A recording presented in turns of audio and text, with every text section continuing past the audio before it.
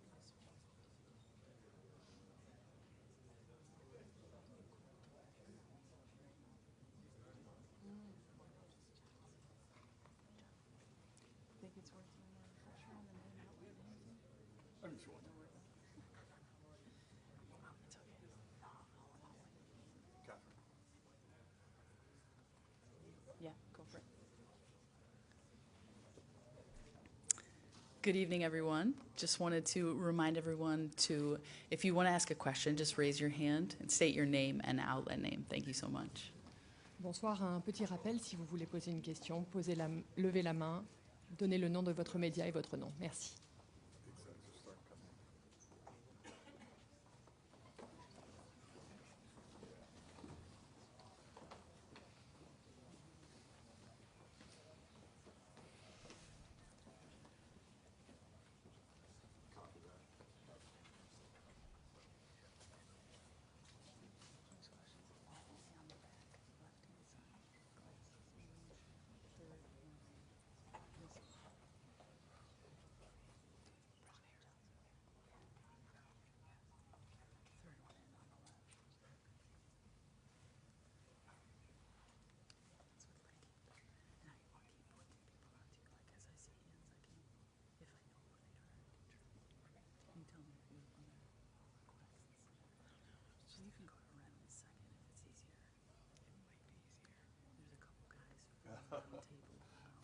First time for everything.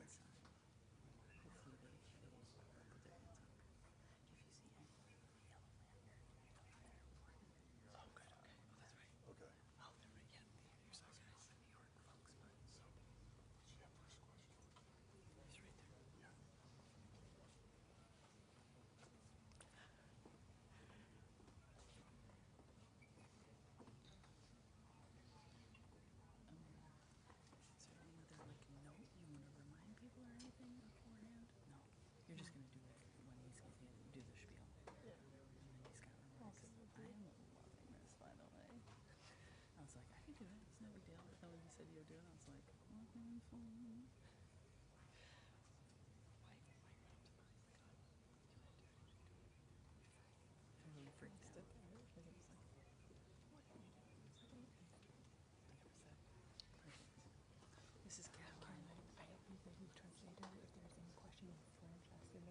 But otherwise, my colleagues are working remotely for the rest. They have headphones. Yes, that's just for questions in French here to Adam. So We've been reminding people that there's headsets in there, but mostly people are using those games for by the English speakers.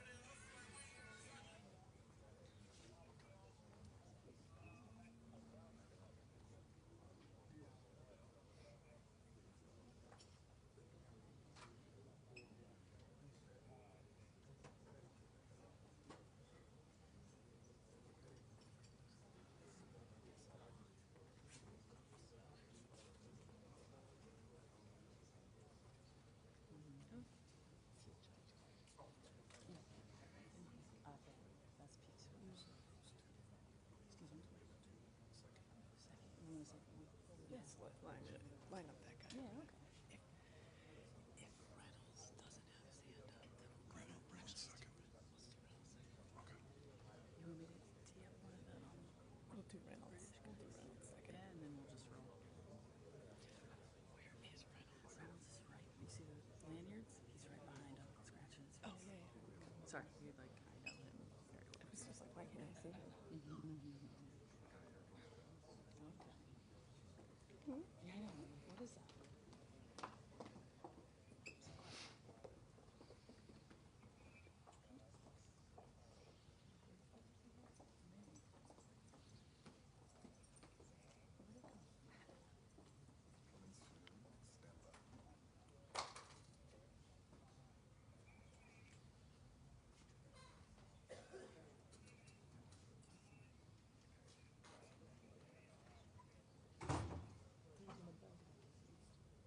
Yeah, that's right. That's better. Okay.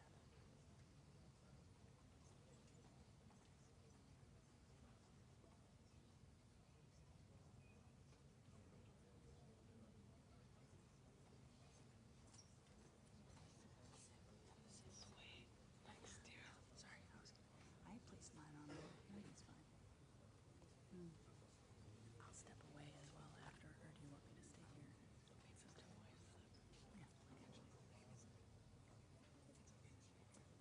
Yeah, well, I'll step a little bit away anyway. Actually, you can keep going. I'll just wait for you to look at me. I'll just go to that side. All done? Oh, chug. Nice one. Walking in. Walking in. Goodbye.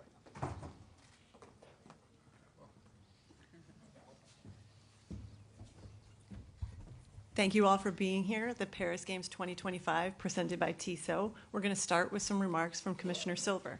Adam? Thank you, Amanda. Thank you all very much for being here. First of all, it's my first time being back in France since the Olympics this summer, which were an absolute huge success. I also had an opportunity to spend time in Lille, where the group stage took place. I think between the games that took place, men's and women's in Lille, and those games here in Paris, the IOC and the organizing committee sold over 1 million tickets for basketball, which was quite spectacular. Of course, my country ended up getting the gold medal in both the men's and women's games, but those games against France were created an enormous amount of energy in this city. Record ratings in France. We had something like a 50 share of the audience for both games, and huge ratings back in the United States as well. I mean, in addition, we had 3-on-3 competition at Place de Concorde for the second time. Those launched first at the Tokyo Olympics. So from our standpoint, just a fantastic showing for the sport of basketball in Paris and throughout France. Now for this opportunity this week, of course, it's a thrill to be back here with these two teams in Paris. It's actually the first time we've ever played two games in the same city during our regular season. Our teams are enjoying their time here. One of the benefits of playing two games is it gives our teams an opportunity to experience more of the city, something we've generally only been able to do historically when we played preseason in friendlies. But in this case, both teams are really enjoying being here. I know Victor has had the opportunity to take his teammates and show them some of the fine points of Paris, and great food and sightseeing and shopping. Same with the Indiana Pacers. They've enjoyed that as well. I'll also say in terms of the popularity of these games, even though it was two games this time, they both sold out within 24 hours, and we know from the ticketing services we used that included fans from 53 separate countries that bought tickets to these games. So we've said this before, but these games become somewhat like a European All-Star for us. It's an opportunity for fans to mark their calendars and know months in advance where they can come to a huge gathering of NBA supporters.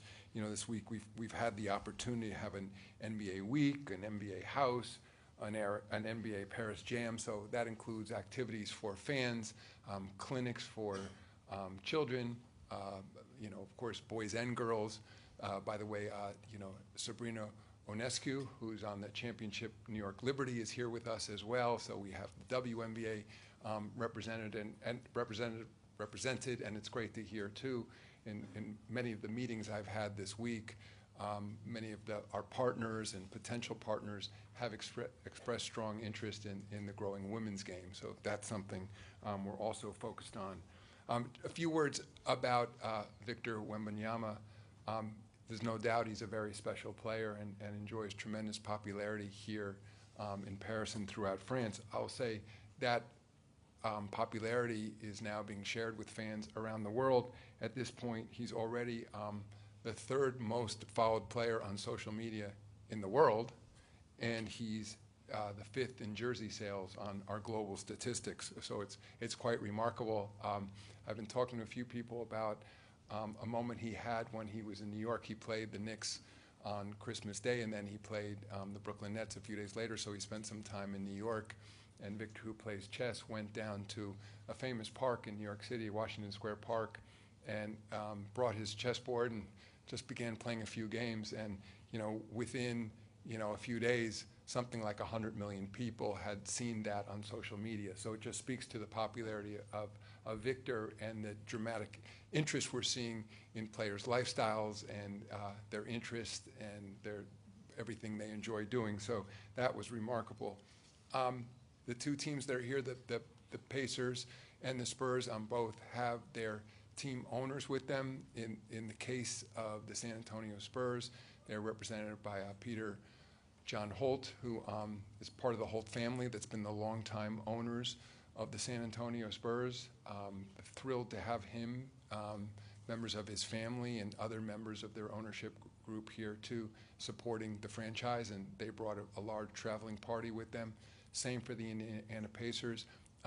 Herb Simon happens to be the longest standing owner in the NBA, has owned that club for over 40 years now. He's here in Paris with us, also brought a large traveling party, and I know I've had the opportunity to spend time with them, and they're enjoying very much their opportunity to spend some time here in Paris, as are their teams.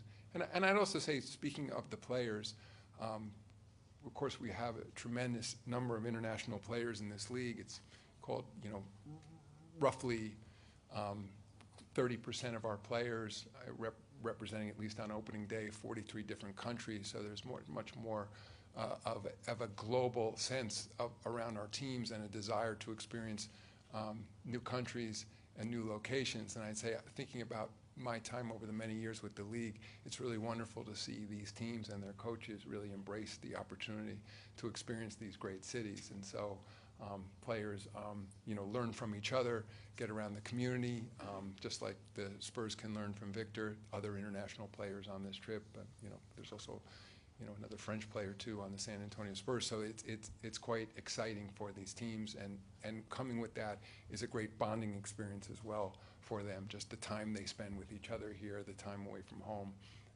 I think turns out to be very impactful. So our teams are really embracing this kind of trip, these sort of trips, so it's great to see. Lastly, I just want to say before I take questions, speaking of the San Antonio Spurs, they were a pioneer around the international game, as you all well know. They were scouting internationally in a deep way long before many other teams, and those efforts were led by R.C. Buford, who is here with us now, but also Coach Greg Popovich. And I just want to say we very miss not having him here with us today, and on behalf of everyone at the league office, wish him a speedy recovery. With that, Amanda, happy to answer any questions. Thank you, Adam. Now we'll start the media Q&A. If you have a question, please raise your hand. We'll bring a microphone over to you, and please state your name and affiliation before asking a question.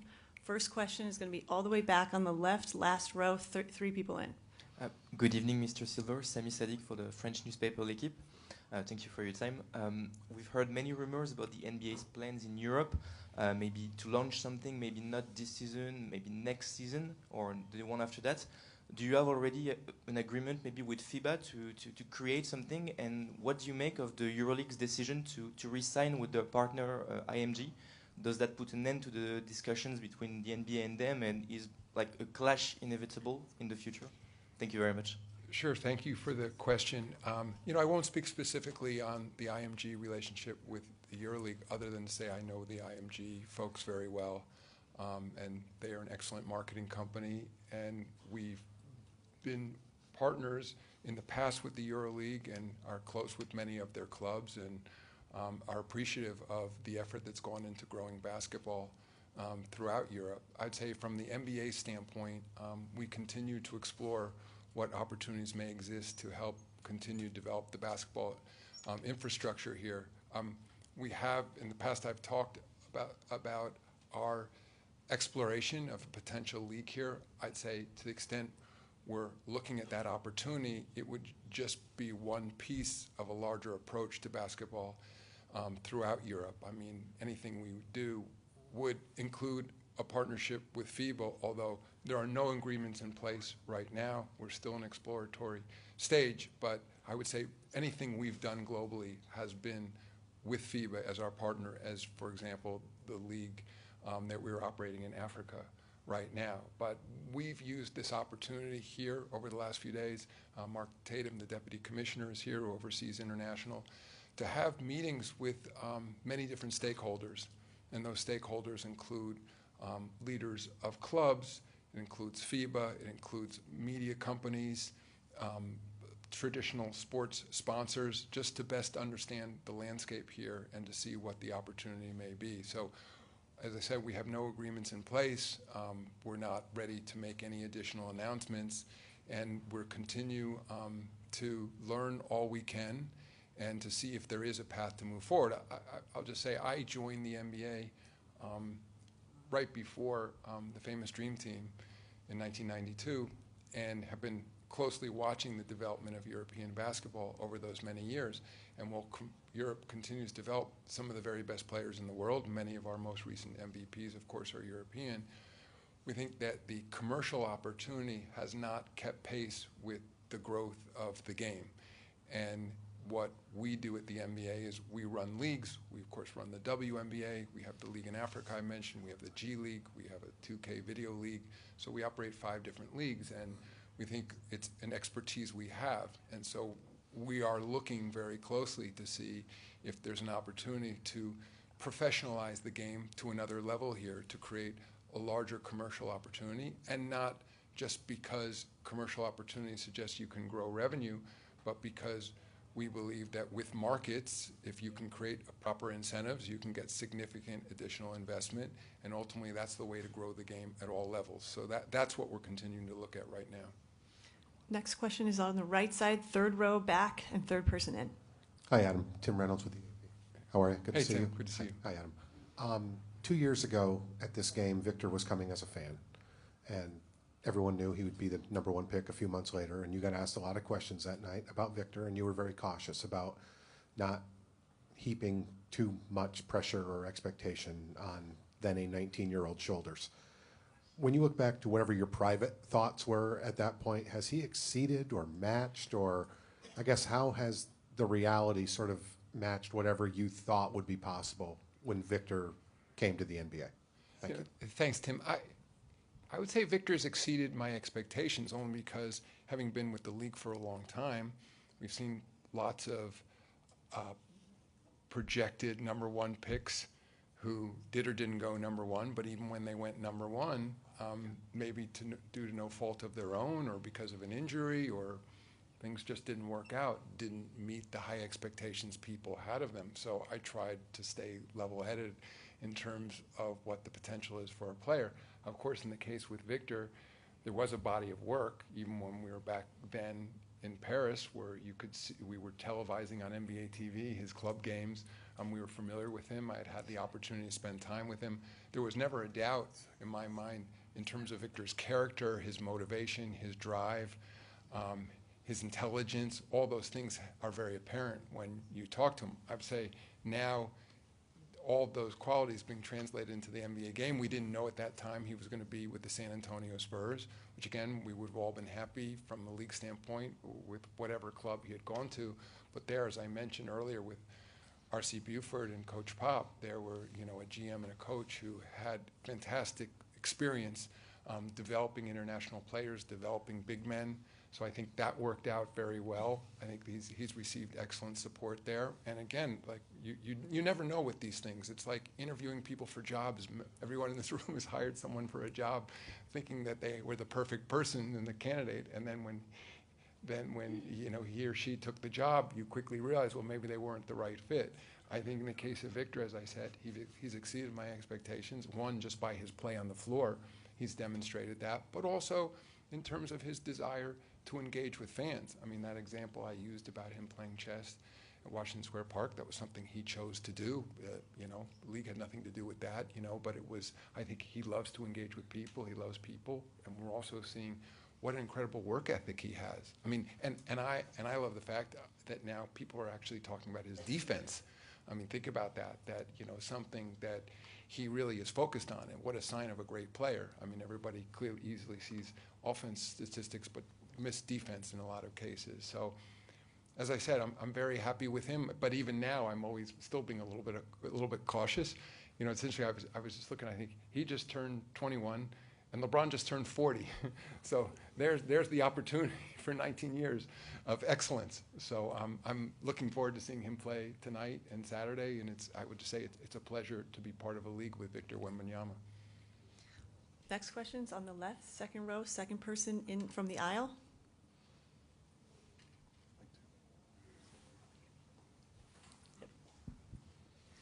Hello, Tobias Enke from German Basket Magazine.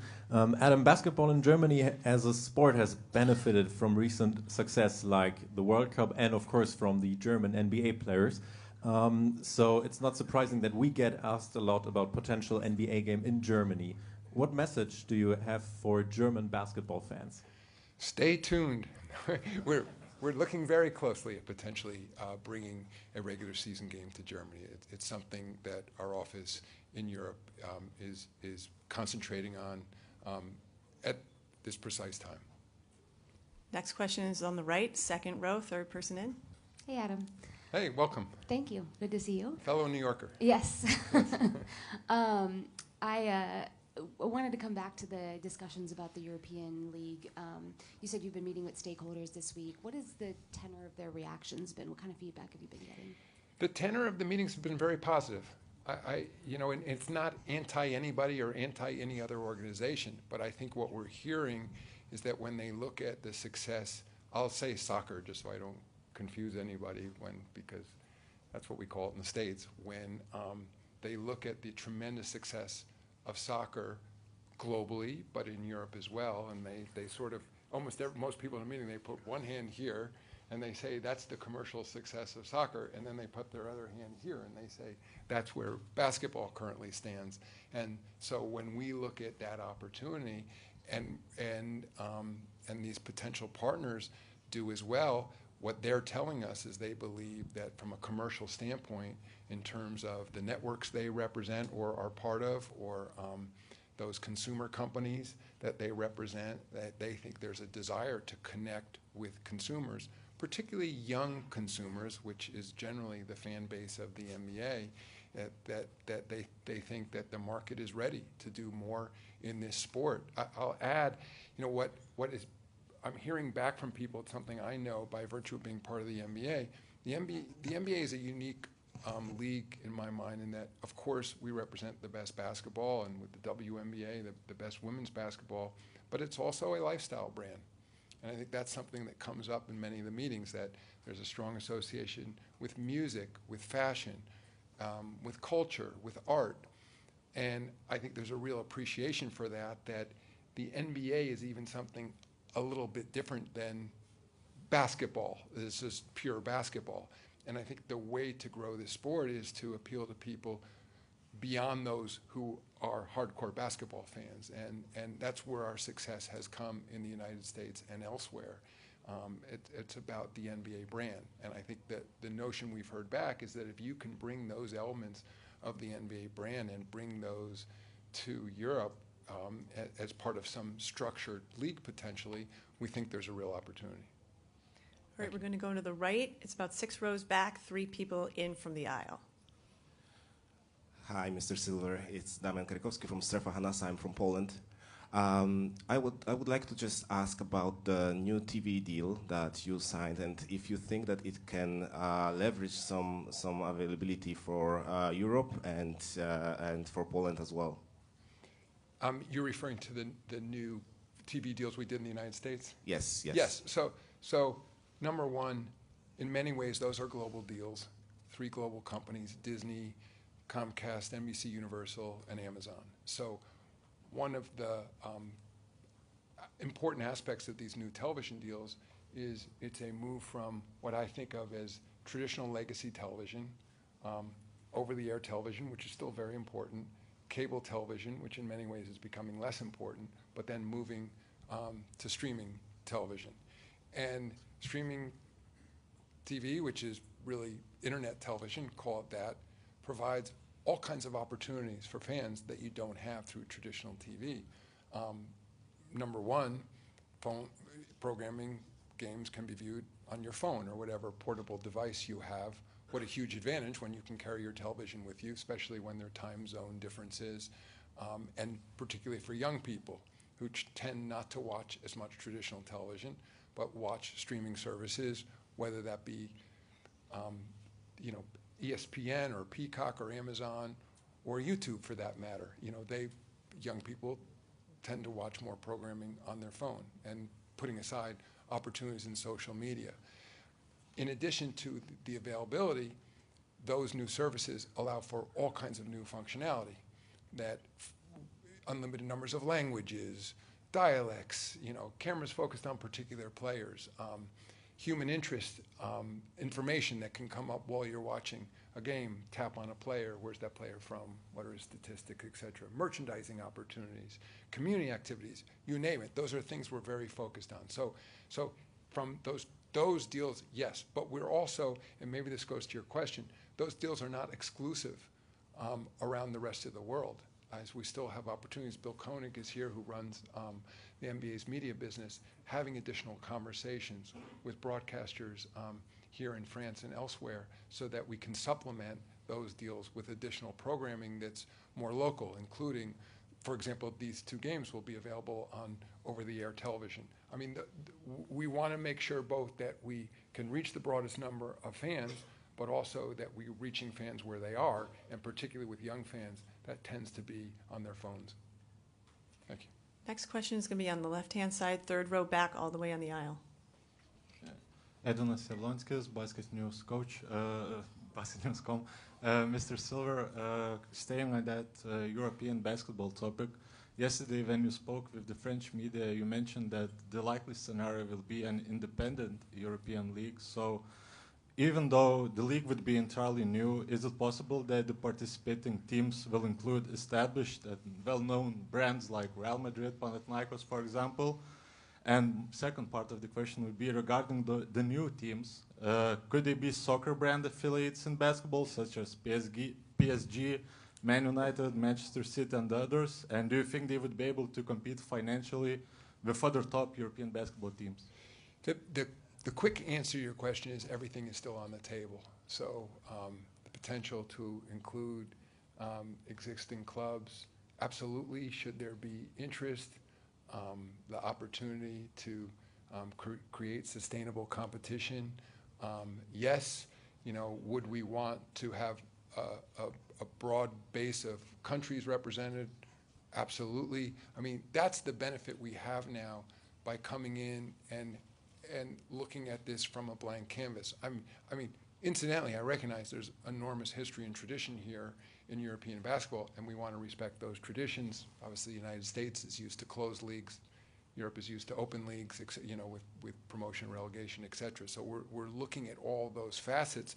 But having had this long history from our operation of sports leagues, largely in the United States, a little bit elsewhere, seeing what's happened in Europe, not just in basketball, but in soccer as well, it gives us the opportunity to say, all right, let's take a fresh look. What are the most effective practices for creating a commercially viable league? And that's the process we're going through right now. Next question is just behind him, 4th row on the left in the maroon hat. Hello, Adam. Shay Mamou for a reverse basket session.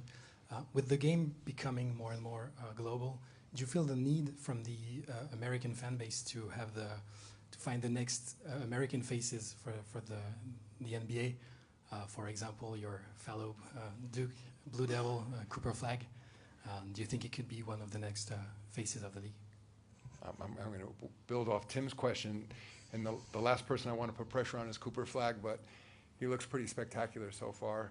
I will just add, that while it's amazing to see the breadth and depth of international players coming into the NBA, 70% of our players in the NBA, of course, are still U.S. players. Could we do a better job working potentially with other youth programs in the U.S., developing U.S. players? Absolutely. I think it's something, you happen to be sitting next to Kathy Behrens from the NBA, who's very involved in that program, that we're taking a very close look, working with the NCAA, working with Nike on what more we can do to help bring elite players along, at the same time focusing on participation generally for boys and girls. And I think there's lessons to be learned from Europe, from their system in terms of development. So I'm not concerned at all about the pipeline of American players, but I think there's more we can do. And incidentally, in Europe, having some of the conversations that we've had while we were here are with some former NBA players who grew up in European systems. And as I said before, if we were to look at a league opportunity, we want to be part of a larger ecosystem. And what we've heard is there's been some significant cuts in some of the traditional nationally funded programs that have helped develop basketball. And I know that's something that our partners at FIBA are very focused on. Anything we do, they want to be supportive of the local leagues, and they want to be supportive of development programs to ensure that we're doing as good a job as we can supporting youth basketball. And just add, when I talk to great players in the NBA, yes, you have to have incredible physical talents, but Victor is a great example of it. He had incredible training, as a youth player and was part of first-class organizations. That's necessary. I think it's just like, for someone like me who had the opportunity to go to great schools and be trained by David Stern and others, I don't think sports is any different. It's not an accident that these players reach these levels. And I think so the more we can do to support the ecosystem to ensure that basketball is played. And lastly, I'll say, yes, with a focus on elite sports, but just one additional word just about the wonders of sport. And this is not limited to basketball, but it's something we spend a lot of time at the NBA and WNBA, and that's just encouraging young people to be actively involved physically. With all these screens that people spend all their time looking at, you need to remind them how important it is to be physically active.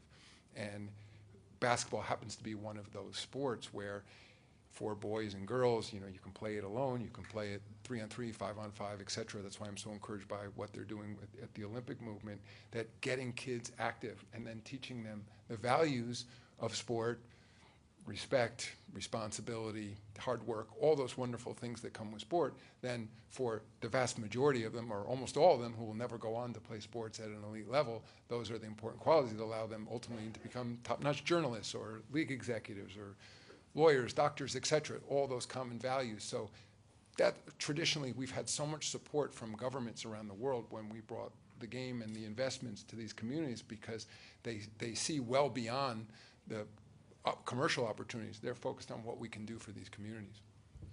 Next question is me on the right-hand side, second row, 5 people in. Joe? Joe Varden from The Athletic. I'd like to, follow up on 2 different points that you've made. One, with the European, the venture that you have been considering.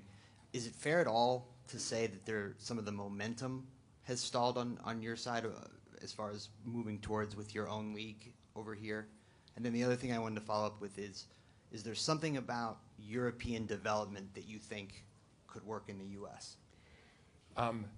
Joe, I usually agree with you on most things, so I'd say, no, it's not fair at all to say that momentum has stalled. From what we've been doing at the league office in terms of the process we've been following, we're right on track. I'm not sure what anybody else's expectation was. Our plan all along was to spend time here this summer when we were here for the Olympics, to have a series of meetings and we were on the ground here for roughly 2 weeks to watch basketball ourselves. Certainly all the stakeholders were here watching the Olympics, to go back, do some additional work, always knowing that we would be here for this week in January to set a set of meetings here and take advantage of that opportunity. We have an NBA board meeting late March. We'll be giving an update to our bosses in essence. So from that standpoint, we're right on track. So I don't feel that way at all. You know, I'd say in terms of what we see, remind me of the second part of your question. The development from standpoint, yeah. I think there, sure. I think that when I talk to, you know, Luka Doncic or you know, certainly Victor or Giannis, you know, other top-notch international players, and talk about the track they were on and developing as players, there's a lot that is preferable in many ways to the American system. I mean, it's an exaggeration to say it, but often people will shorthand it to say, in Europe, youth basketball elite players, you know, practice 6 days a week and play one. In the United States, they play 6 days a week and practice one. I mean, that's not quite true. I'm looking at Joe Dumars, who's sort of shaking his head, saying, in essence, yes. I mean, I think in youth basketball in the U.S., the young players are playing too many games, and I think that there's sometimes too much of a focus on skill. It's not that they're not working as hard. They certainly, in some cases, I think they're working too hard and need to be playing more sports at once. But, you know, my feeling here is that there's something to be said when youth players are part of a singular organization, in some cases maybe 14 through 19, there's much more of an incentive to bring players along as opposed to a win-now mentality. And I think that's something that if we can bring back to the States, again, working with the NCAA, potentially working with the EYBL, the youth program that Nike runs, I think at an elite level, I think, and the data supports it, that we think some of the injuries that our young players are experiencing are overuse injuries, not because they're being too physical, but it's from the repetition of certain things, and that's why I think, like certainly Joe Dumars' generation, those players in the league also happen to be the best at every other sport in their schools because they played different sports depending on the season, and we're not necessarily going to move away from specialization, but I think there is an opportunity here using the kind of data that we now have. AI is going to be extraordinarily helpful because now when a player is injured, you can go back through AI and see every move that player made and see common patterns. What's a player doing? What necessarily led them to that injury? So the answer is we can do a better job and we can learn from European development. We have time for 2 more questions on the third row. Is that row. because my answers are so long? No. They're great. We're going to left-hand side, 3 rows back, 5 people in, essentially in the center. Hey, Yes. Adam. Len World, Open Court Basketball. We've been praising European basketball all night long, and it's internationally, in general, that's been growing, like Pascal Siakam, for example, who's playing tonight here as well.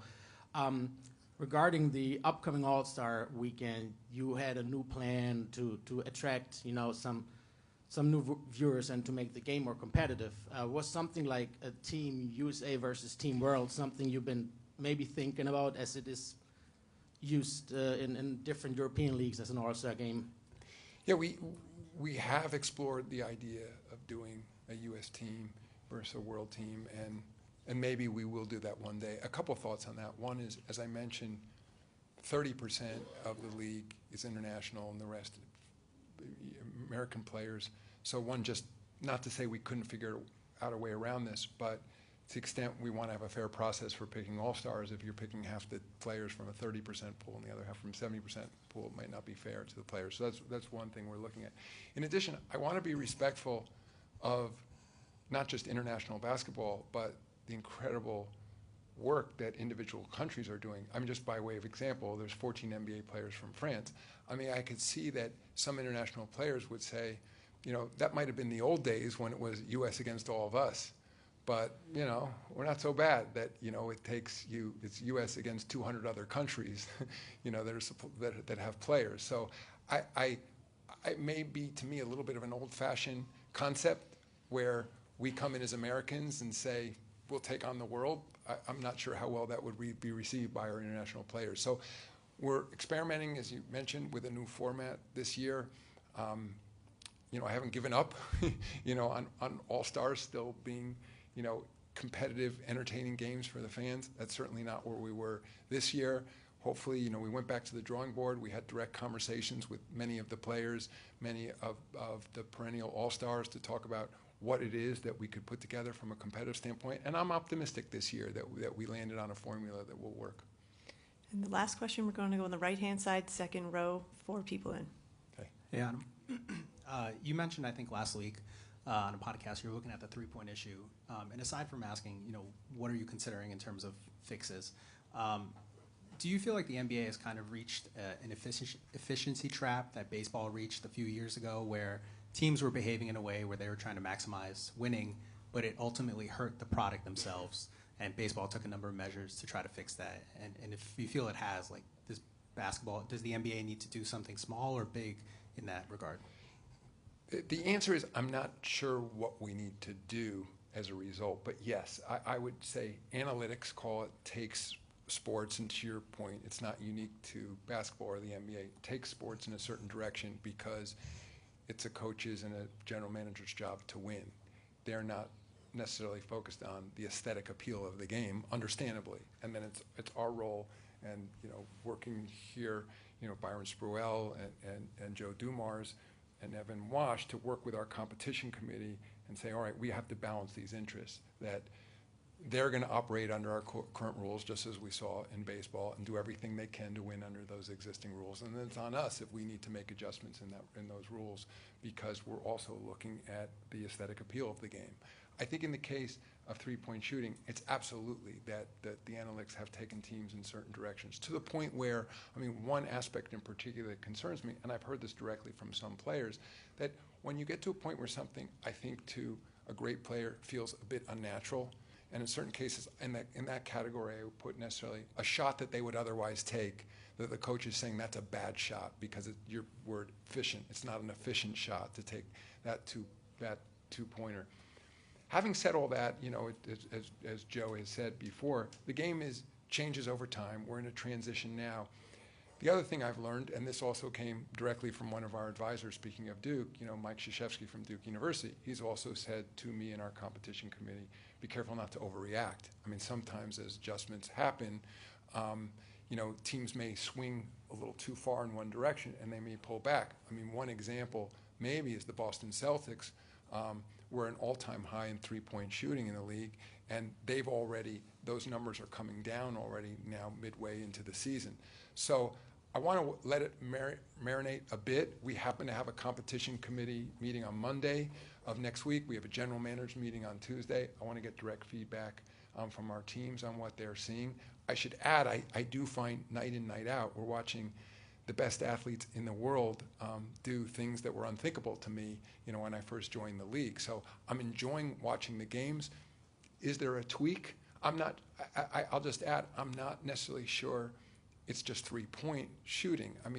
Again, one of the things maybe that we've swung too far is on, I remember there was an era in the NBA, largely, in the 90s, where there was a sense that we had taken away some of the finesse aspects of the game. The game had become too physical. Maybe we went too far in the other direction, and we made some adjustments last year to allow defenses to be a little bit more physical, and fans responded positively to that, and I think teams did as well.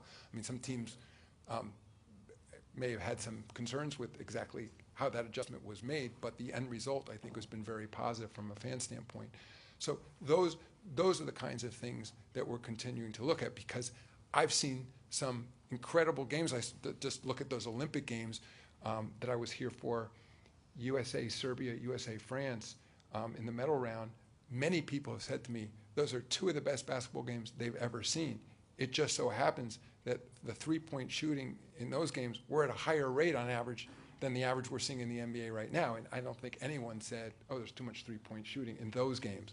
So it's a beautiful game. It's an incredible game. I think that the most important part from our standpoint is ensuring there's always competitive tension on the floor. There's a physical part of it. I think that partly what fans are responding to isn't necessarily the number of feet from which the shot has been taken, but what they view as the level of difficulty, that becomes important. Does a shot look too easy to the fans? And I think fans like a certain aspect of the physical, grinding that comes with this game, and I don't think we want that to be lost. So, I have tremendous confidence in our competition committee, of my coworkers who are really expert on the game.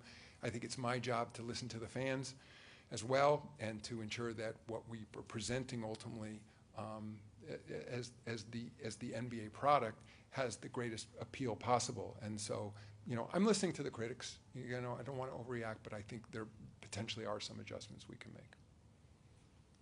Thank you very much. Thank you, Commissioner. And thank you, everybody, for being here. The transcripts of this press conference will be available on NBA.com, and we hope you all enjoy the game tonight. Yeah. Thank you all very much. Enjoy the game.